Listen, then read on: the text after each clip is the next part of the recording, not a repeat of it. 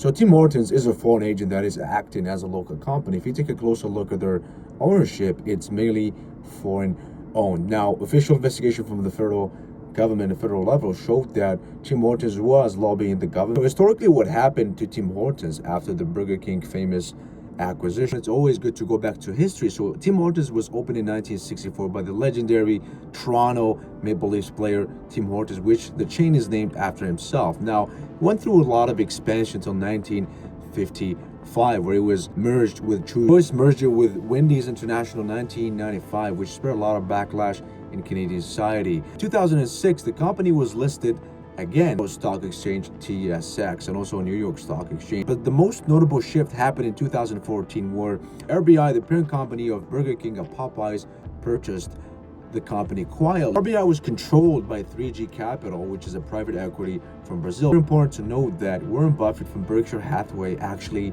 spent $3 billion to get preferred shares in the deal. That led to some serious allegations of tax evasion when the operation and acquisition took over. But what is very important to note that the customer satisfaction started to decline since then. A lot of people start to notice that the quality of the coffee beans and the many ingredients in the Tim Hortons coffee chain menus start going down slowly after that. But the real Canadian resentment happened at Tim Hortons after 2022, where they engaged in a lot of lobbying to encourage the temporary foreign worker program. Basically, what was going on, Tim Hortons was lobbying the government, and it is proven that they were lobbying the government for more temporary foreign workers.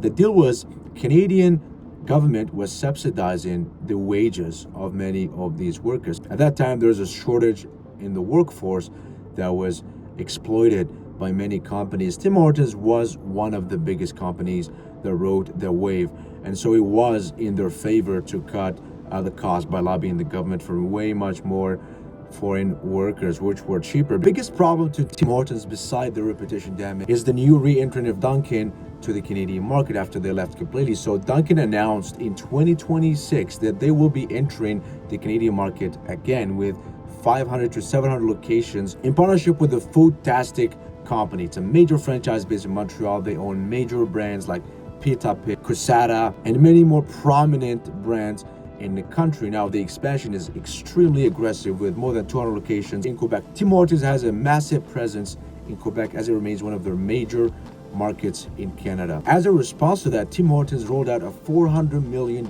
budget to open 80 new locations and promised to recruit 10,000 local people. Will Tim Hortons keep the promise?